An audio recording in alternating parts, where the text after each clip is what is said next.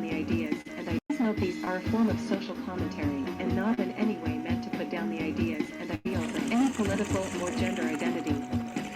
You are all fair game in the eyes of the wicked, and we see you.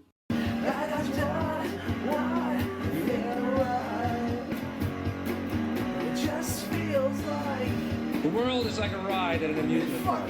And when you choose to go on it, you think it's real, because that's how powerful our minds are. And the ride goes up and down and round and round. It has thrills and chills, and it's very brightly colored, and it's very loud. And it's fun for a while. Some people have been on the ride for a long time, and they begin to question, is this real, or is this just a ride? And other people have remembered, and they come back to us, they say, hey, don't worry, don't be afraid, ever, because this is just a ride. Gentlemen, this is Democracy Manifest. Have a look at, see that chap over there? He'll take your hand off my penis. The Deputy Secretary, the Deputy Secretary, Deputy Secretary. This guy is fucking stupid.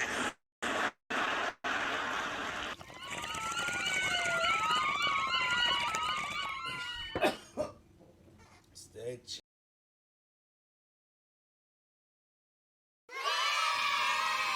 Alrighty, there we go. That is my normal intro, and that is my normal fucking way of being treated. How's it going, everybody? As you can tell, well, no, you can't tell because I refuse to put that out there. Alright, so we did the show this morning. We did it earlier. I did it around 9 o'clock, and it was fucking horrible. And I'm really sorry for anybody that walked in on it, because I noticed there were plenty of people that walked out of it. And I do not blame you for a second. That was fucking awful. I was having a lot of problems from, you know, from the technical standpoint, from the visual standpoint, from the fucking the audio. I had two microphones playing instead of one. My soundboard decided to play. I guess there's a microphone on this one, and if you have it set up a certain way, both microphones will work.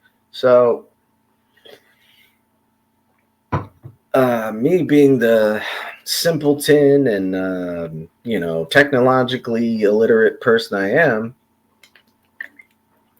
I just start plugging my stuff in like I normally do, but what turns out is that on these V8 sound cards, if you plug into, see that spot that's missing right there?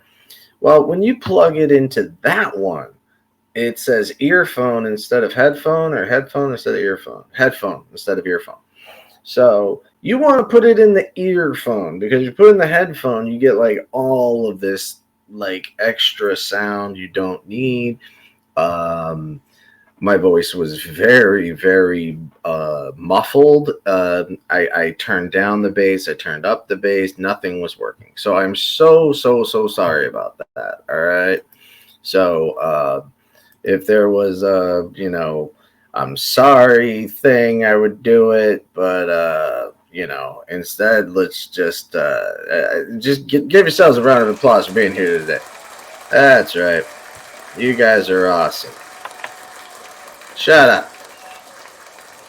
Shut up. I'm shooting all these people. Ah! Yeah. That's what I'm talking about. All right. So, speaking of killing people in the movie theaters, we got ourselves a segue.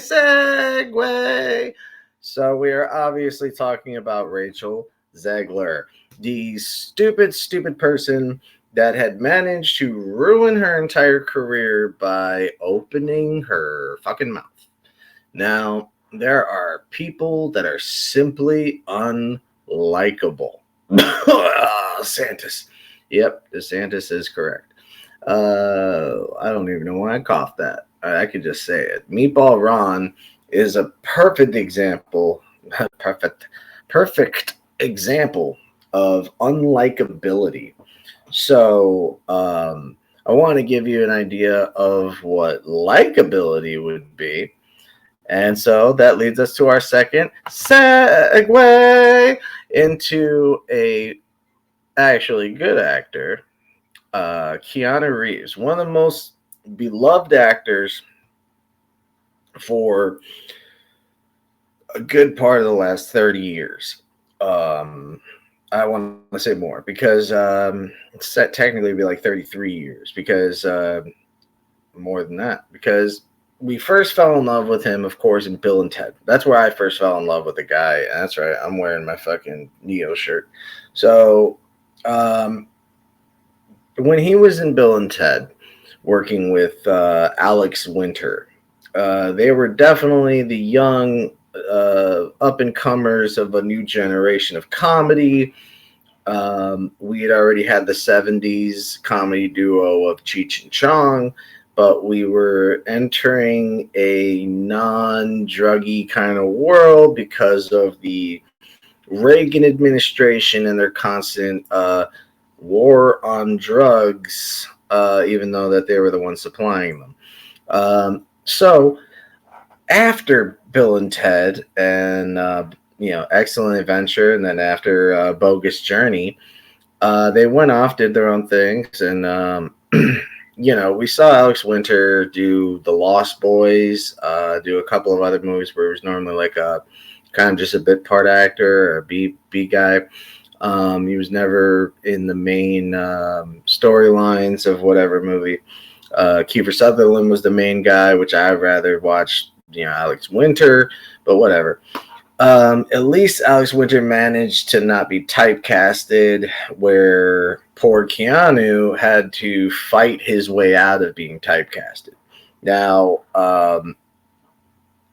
I've mentioned this before, but first off, let's just go ahead and give you a segment where there's no way you cannot like the guy on this one. This is Keanu Reeves preparing for his new life with his live-in girlfriend. And that's pretty much the whole story right there. It's literally him just getting used to the idea of having a woman around. So he's got to change a few things. Oh, no. Ooh. No. Ooh. That's right. Get a cutting board. I love all of this because it is hilarious to see this because, that's exactly what it is. When a woman moves into your place or you move into a woman's place, you really do have to learn a few things, especially if they move in with you, because you have been used to living a carefree dude life. And that right there, the toilet seat, is a very important thing. Now, the milk may not be so important, but again, it's just the way that he does it. And he does it, for some reason, he has to shrink down to say no. It's just a funny video, and it just shows that his sense of humor is always dry, but it's always there. And I want to mention that part about the toilet seat. It's very important, okay? If you have a woman in your life and you give a shit about her, put the toilet seat down. No, not both seats. The toilet seat. Now, this is where a lot of guys get confused. They think, oh, put the toilet seat down, meaning put the lids down. Not the lid, just the seat. See, women don't like to see both lids closed because in the state of an emergency, woman's got to go. All right, when nature calls, nature calls. And they don't have the easy access that we do, where we just need to find a nice little corner. So when a woman tells you, put the seat down, they just mean the actual seat, because they don't want to fall in the toilet. They don't want their bare ass touching freezing cold porcelain. And they also don't want to piss on a toilet seat lid. So, yeah, just throwing it out there for you guys. If you have a girlfriend moving in with you, yeah, just learn the rules, pick your spots, pick your battles, and remember, it's not a big deal to get a goddamn cutting board. It ain't a big deal to put the seat down. I've lived with it because I was raised by women, so for me, it's always been like that, and I've always known the rules. Uh, and so I've been yelled at plenty of times. Who the hell put both of the lids down? Well, goddamn, man, just pick something. But it's true. Yeah, just leave the seats. All right, just leave the seats. So that was Keanu Reeves being Keanu Reeves, and you just gotta love the guy for who he is. And I wanted to start it off with the ideas of good people. And so, moving on, since we're going into the world of characters and television and all that fun stuff, we need something now. I won't play the segue music because this is actually serious.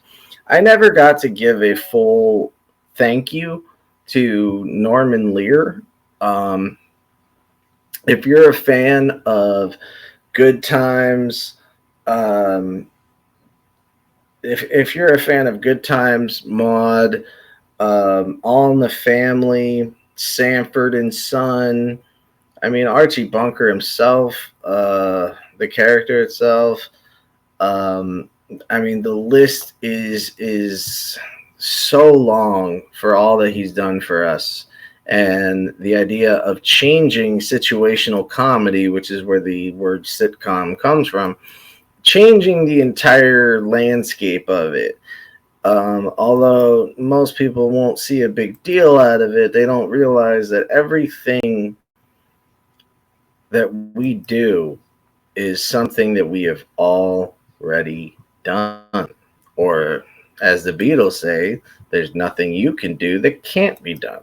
So I wanted to give a second to an absolute legend that deserves way more respect than what I think he got, and he is definitely missed. It was his 100. This was for his 101st birthday. Now, in 1980, Norman Lear saw an event and sparked a movement to protect our freedoms. I'm sorry, did I misread that?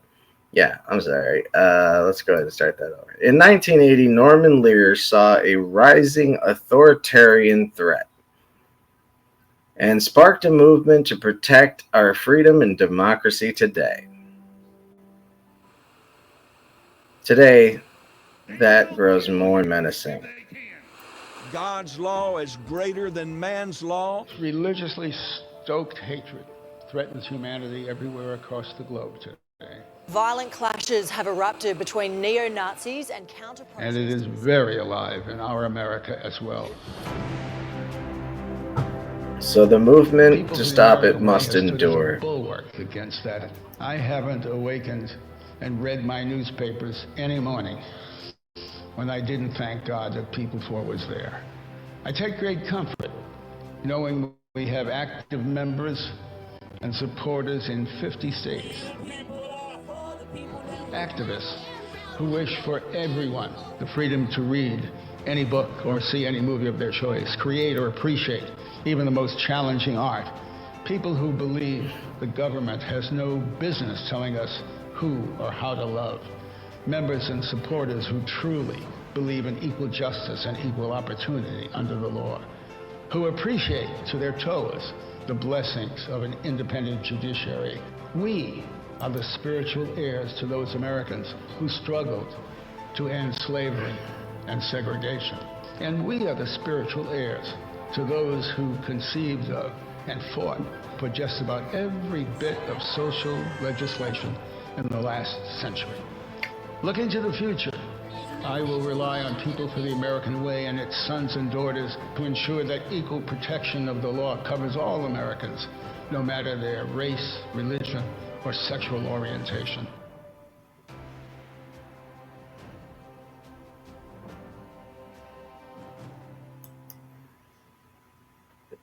Now that was a tribute to Norman Lear, a beautiful, beautiful guy.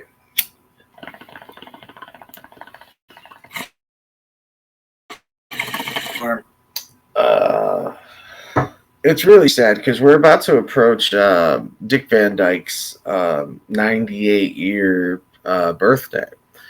Now, Dick Van Dyke too was a humongous part of our television and acting in itself, and I just wanted to give these people credit because if you don't know who Norman Lear is, but you do know who Archie Bunker is, All in the Family, The Jeffersons, Maude, Good Times, Sanford and Son, that show that they did a lot of live shows.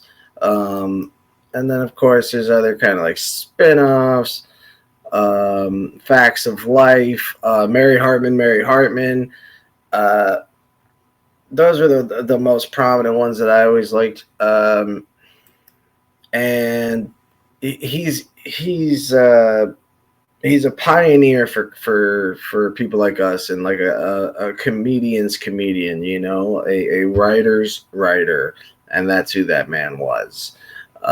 And always will be. So thank you so much, Norman Lear. Rest in peace. And I'm so glad I got to give you that time. So now we're going to move on to the POS Resistance. The Mexican, I don't know if she's Mexican, but like the Hispanic Latina with the goddamn German name. Wow. It's like a Trump meets Cesar Chavez. It's just fucking ridiculous. Spoiled and stupid and wow. Just all right. So let's get into the subject, the nitty gritty and the meat of this all. Rachel Zegler, probably one of the most disliked people in Hollywood for everything she did, from telling for the very idea that they thought that this was a good idea to put out on screen. The idea that they thought, hey, how about instead of giving little people a job, and since they rely on these types of roles, how about we take that away and we give it to these fucking hobos? And they don't look like anybody. They don't look magical. They don't look very interesting. They look like a ragtag group of fucking hobos that just happened to fall into the same convention. I literally don't know what they were going for. There is nothing cherubic about any of them. There is nothing dwarfish. There's one actual little person in there. And, the rest are like 5'5", dude. Shit, I'm barely taller than that. Like they make, like, these are the people that make you feel tall when you're on the bus,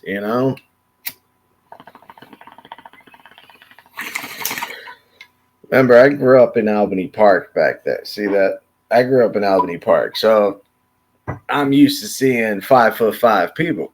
And, I used to love my neighborhood because same thing with Devon, too. In the north side of Chicago, when you get on the CTA, you get on the bus, I'm 5'7". I swear to God, I feel like I tower over these motherfuckers. But this is not seven dwarves. I mean, what is this? The seven mixed race group of things.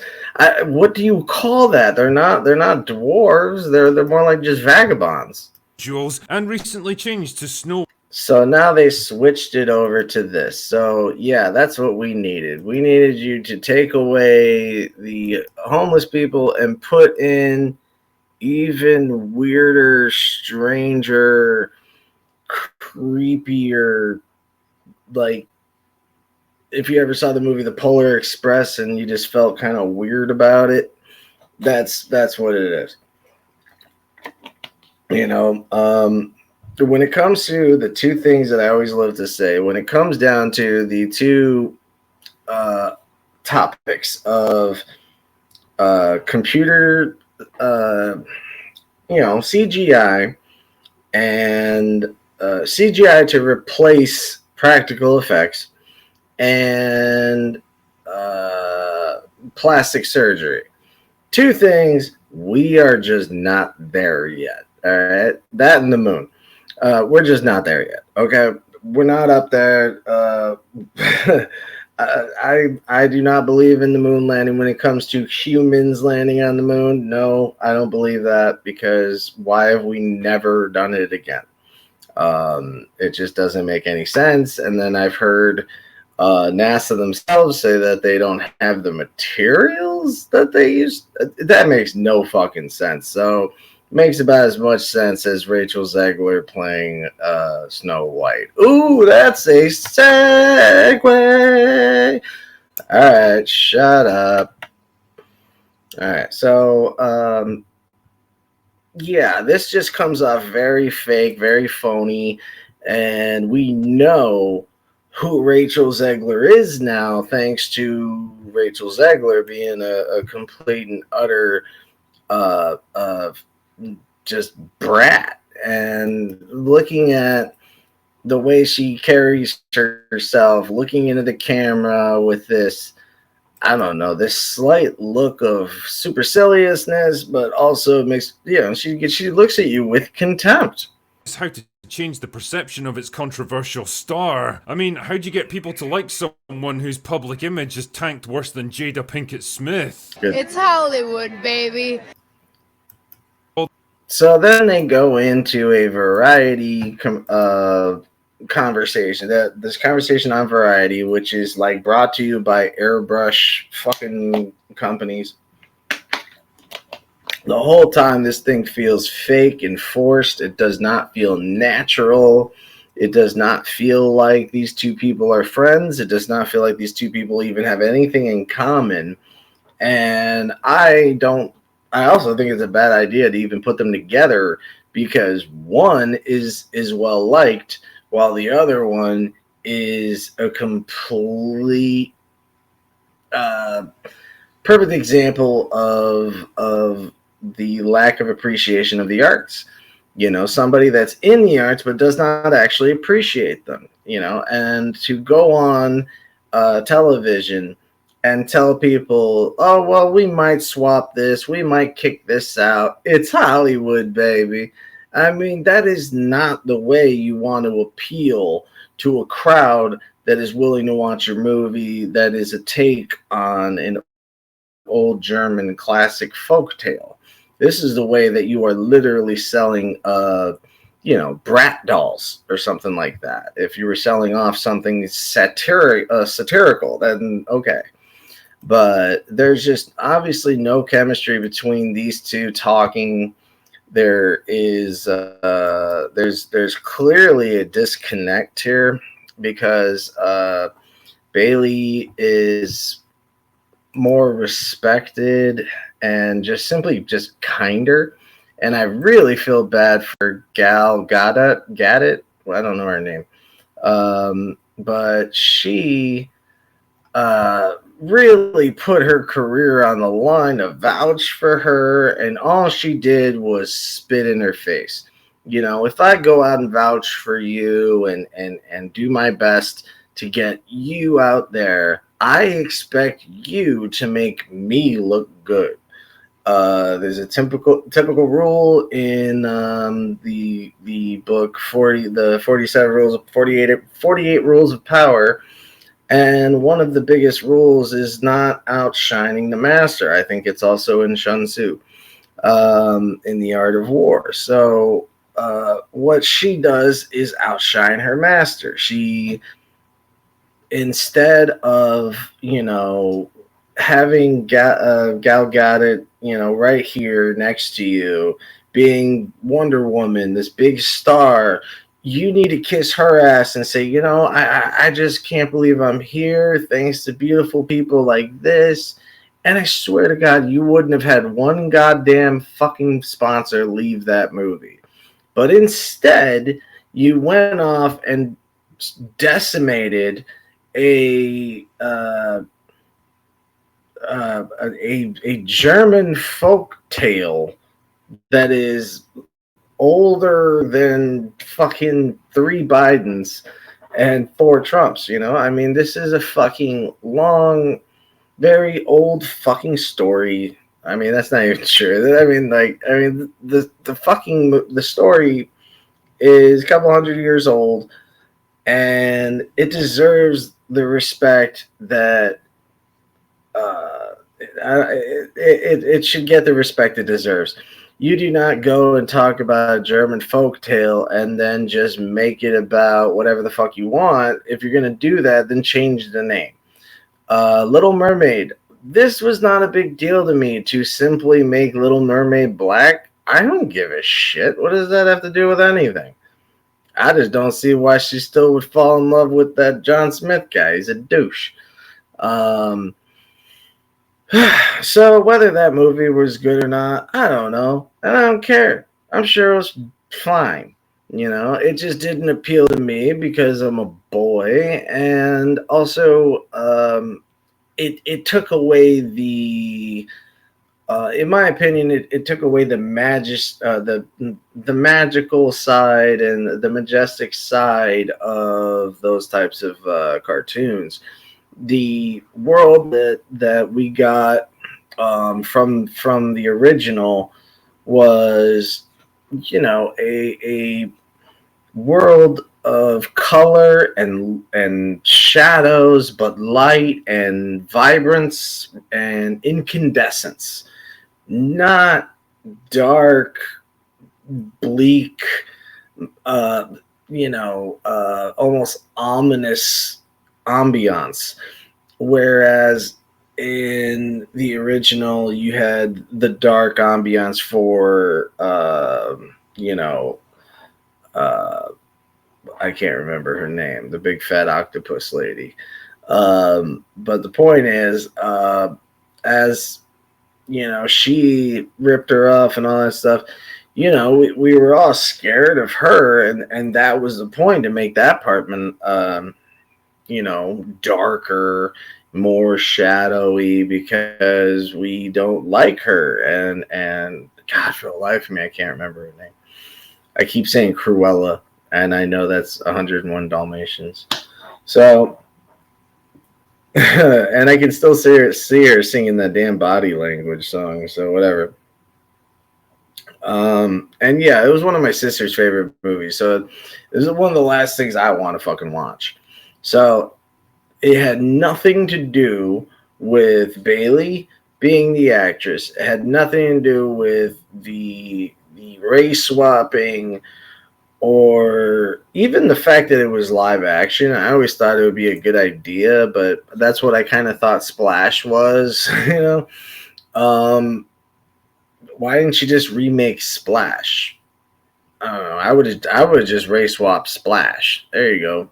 Same shit. I mean, literally a fish out of water story. I mean, whatever. So there's just so many different ways you can go about it. Now, finally, I want to show you a guy that stands up for the fans rather than bashing them like that stupid bitch does. And that some actors are smart enough to actually stand up for their fans, or at least their fans' anger or displeasure or disapproval of what they're doing. And of course, you would leave that to the Ubermensch himself, which is a perfect segue into, shut up, talking about Henry Cavill, talking to what looks to be Donald Trump's son. It looks like Eric Trump trying to do a side gig. Maybe this is his side hustle, but there's no way anyone in the Trump family would be able to grow a actually proper beard like that. They don't have the genes. Hell, they don't even know how to wear jeans. Look like freaks, all of them, man. So here's Henry Cavill standing up for the fans, saying that no, this is not toxic fandom. This is passionate fandom, which is something we should look forward to.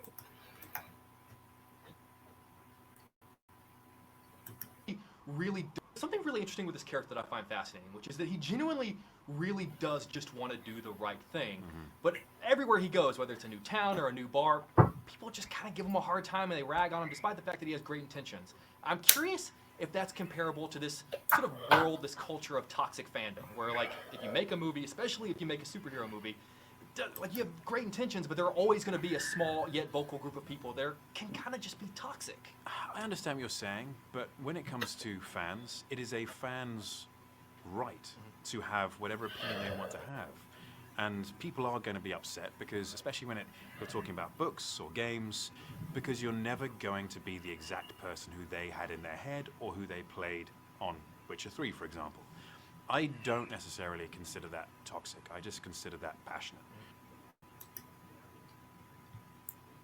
That is all. I mean, can we say that any better? No? No? No? Well, then give him a fucking round of applause.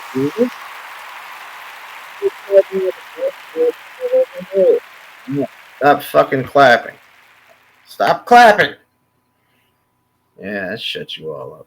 All right, so that is the way you respond to that, because let's remember Henry Cavill actually walked off of The Witcher because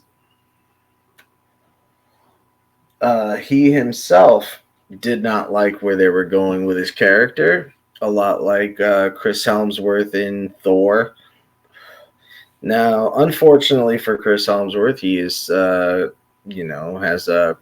he's predisposed to dementia, so he's going to have his own limited amount of work. And that's smart. You don't want to overwhelm yourself with that kind of shit. And you really want to spend the time that you're going to remember the most with the people you love. So there's nothing wrong with him doing that. I think he shouldn't have even done Love and Thunder. I would have said no. So he said something very interesting. Said, I will come back to do Thor if Thor has something to offer. And that is a great way to put it, because he knew that last movie was a step back. Whereas when we went up to Ragnarok, I loved every Thor movie. I thought they were great.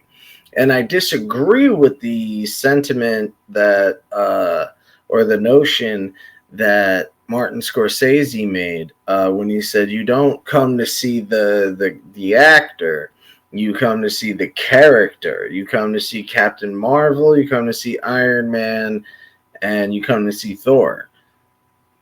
Not really, no, because Iron Man is now synonymous with Robert Downey Jr. and his performance of Iron Man.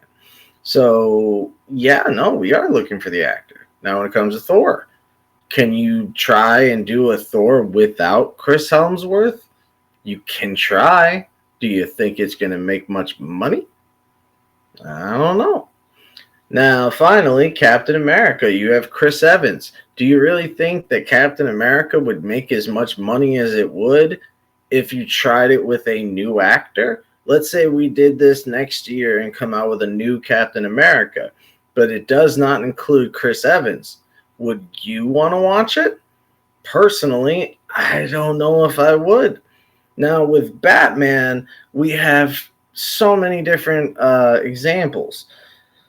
And in my opinion, each one has brought something to that role. And so, even Robert Pattinson did a great job of being a good early Batman. And he wasn't too good of a Bruce Wayne. Now, look at the horrible movie that was Batman and Robin. And I still think that when it comes to Batman Forever and Batman and Robin, these are two, George Clooney and Val Kilmer, played some of the best Bruce Waynes I had ever seen. And this is the way I do see them in my head, especially George Clooney's performance, because he has this head bobbing thing that he does when he talks, and it really works for Bruce Wayne, a guy that's constantly thinking, a guy that's a fucking genius in so many different fields, you know. So I disagree with that, to say that you're here to see the character, not the actor. Well, it's half and half. It goes both ways. We want to see that actor bring that character to life. So you couldn't just make them interchangeable and we wouldn't notice. Hence, why Batman movies always have to tell you who's going to be the new Batman, because it wants you to get used to it and try to accept it. And so when Henry Cavill says, I don't consider that toxic, I consider that passion. And this really just nails that right on the head.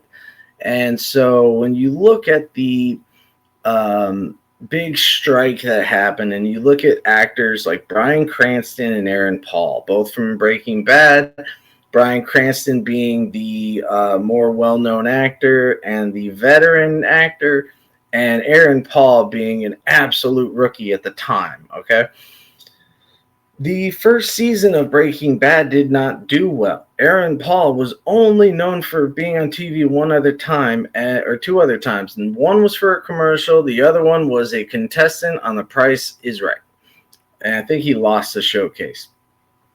So those were his only times on TV. But they went with him, and Brian loved him.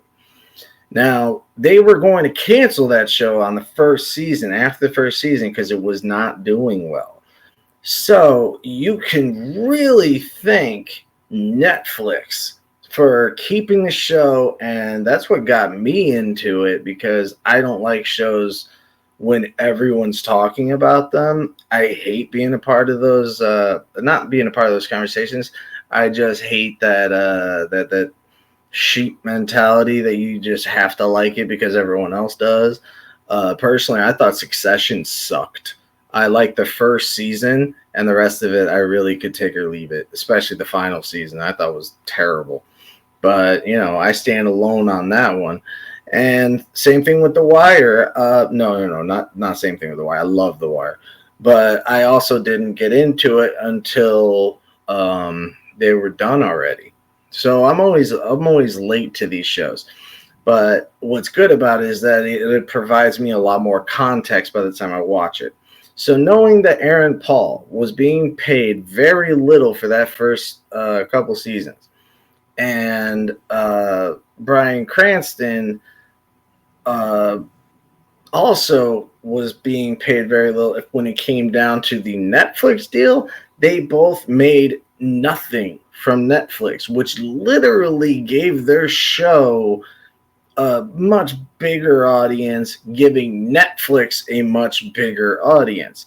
How do you not pay them for literally help saving your company from falling under? Suddenly Netflix became the show to binge watch, you know, and that wouldn't have happened had you not had shows like Breaking Bad, The Wire, etc. And so this will come back to Rachel Zegler, and then we'll end it. So during the strike, Bryan Cranston knew that people like Aaron Paul were getting fucked, and even before that. So what he did was he started that tequila company and got Aaron with it. And now they're making money off of that tequila company and some other investments that they went in together. They're good friends, and he looked out for him, knowing, hey man, you pulled your time, you did your time, you made your bones.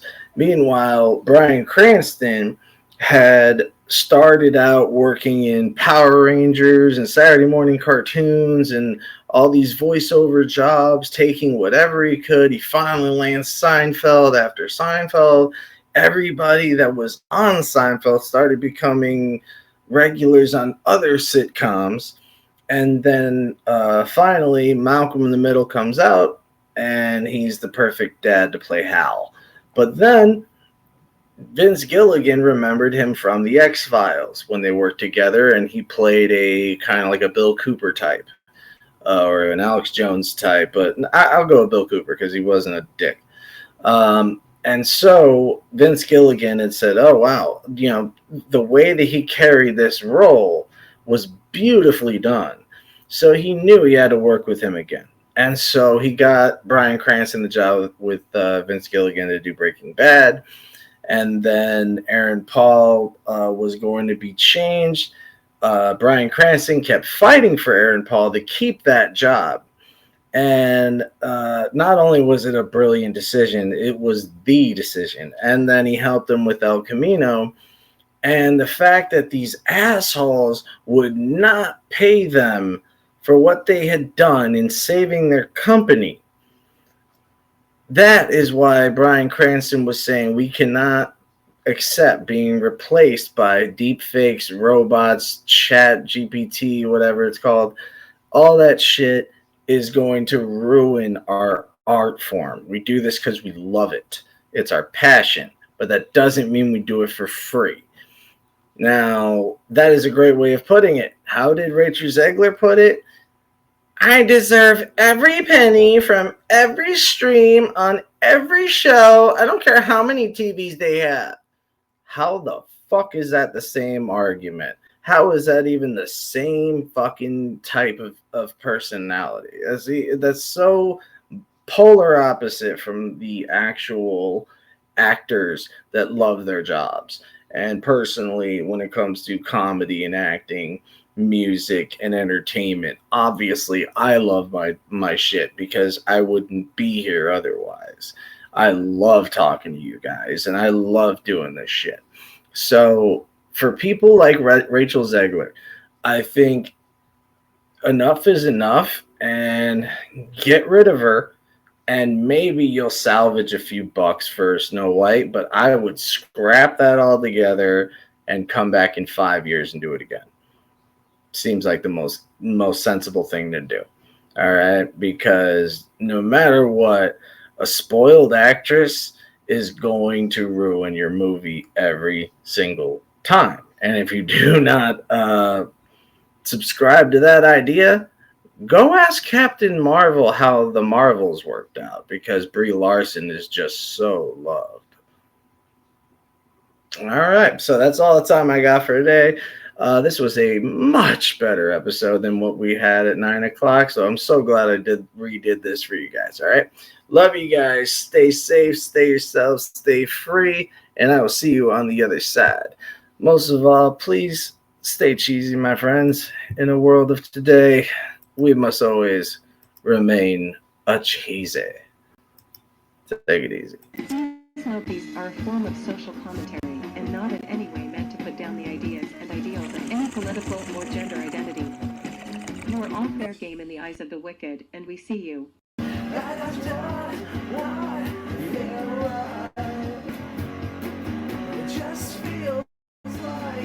The world is like a ride at an amusement park, and when you choose to go on it, you think it's real, because that's how powerful our minds are. And the ride goes up and down and round and round. It has thrills and chills, and it's very brightly colored, and it's very loud, and it's fun for a while. Some people have been on the ride for a long time, and they begin to question, is this real, or is this just a ride? And other people have remembered, and they come back to us, and they say, hey, don't worry, don't be afraid, ever, because this is just a ride. Gentlemen, this is Democracy Manifest. Have a look at, see that chap over there? He'll take your hand off my penis. The Deputy Secretary, the Deputy Secretary, Deputy Secretary. This guy is fucking stupid.